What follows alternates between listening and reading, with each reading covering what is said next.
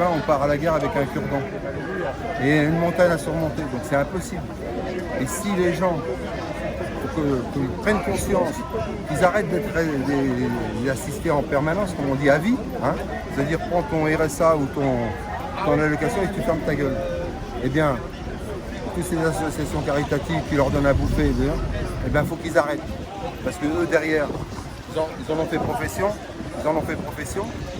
et ça, rien ne change. Donc, si les mecs qui s'engagent dans le caritatif, qui se posent la question, attends, ralentis un peu, bordel.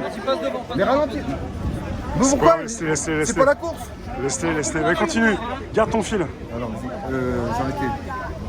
Donc ces associations qui devraient se poser, puisque tu as des gens sincères, des volontaires, qui s'engagent dans l'humanitaire, dans l'assistance, combattent l'injustice, mais le bilan, tu te retournes des années après, tu es au même point. Et puis le cheptel, il a augmenté. Tu pars avec 1 million de pauvres et aujourd'hui tu as 20 millions de pauvres. Donc il faut qu'ils se posent la question, à quoi on sert? Et puis tu as les hypocrites qui rentrent dans ces associations, qui font carrière, des salariés, des fonctionnaires de la misère. Donc tout ça fait que on est complètement désarmés dans notre combat. Et bien toutes ces personnes-là, les 25, ils devraient être là. Puisqu'on les humilie à être des assistés, pour se remettre debout, on arrête et puis allez demander vos droits. Avec les gilets jaunes et les autres, pour pas d'assister. Donc pour moi, toutes les actions qui soient sociales, syndicales et humanitaires, ça tient là. Et aujourd'hui, ils ont le capitalisme sauvage, les libéraux là, qui veulent donner des leçons à la planète, et la mondialisation à fond. Eh bien, s'il n'y a pas cette prise de conscience et qu'on se compte, et que ces gens-là qui sont en droit de demander leurs droits et de justice, il faut qu'ils sortent, mais sans violence, mais se compter. Et c'est la seule, moi aujourd'hui avec ma modeste expérience, pour moi c'est la seule stratégie qui pourra être efficace en termes d'objectifs à atteindre, c'est le nombre.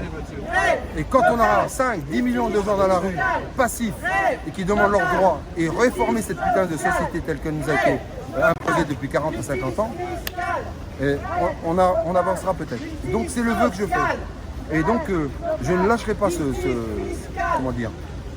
cette réflexion et ce débat, parce que c'est le débat de fond. Et c'est l'arme fatale qu'on peut avoir, parce que face au pouvoir, eux, ils peuvent dormir tranquilles. Tant qu'on leur donne tu vas au resto du cœur et ainsi de suite, eux, ils peuvent dormir.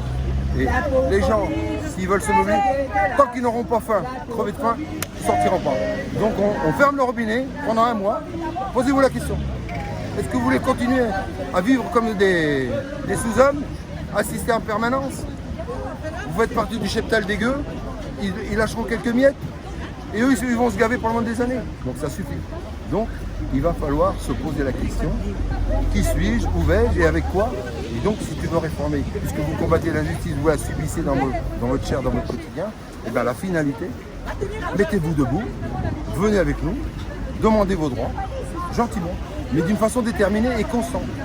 Et le seul évolution possible, c'est que le nombre, le politicard de merde qui sont là depuis 40 ans, ne comprennent que ça, le rapport de force, mais dans la non-violence, et faire le nombre, et bloquer le système, et dire on ne veut plus de cette recette, on va créer une nouvelle société, toute fraternelle, et de partage, et de justice. Et sur ce, si vous n'avez pas compris ça, eh bien, qu'est-ce que vous voulez que je vous dise? Nous, on lâche pas les gilets jaunes, mais il est grand temps de faire nombre. Oui, mais je dois bien la manche. Voilà. Merci. Voilà. Donc, mais regardez-moi cet homme. Cette carrure, c'est absolument. Tout le monde face à les CRS, tout, mais c'est un peu furieux, ce type-là. Il saute du haut d'un bouclier sur un train roulant à grande vitesse. C'est remarquable, il s'est cassé la gueule. Le train avait 30 minutes de retard. à cause de lui, il a plaqué la planète. Regardez-moi ce regard, ce sourire. Ce regard caressier. Tout le monde recule face à lui. Les CRS, la bague, le rêve, je t'ai dit. Et même les fachos. Les fachos. Je vous laisse, il y a un bruit là, il y a un bruit bizarre. Il y a une pollution sonore.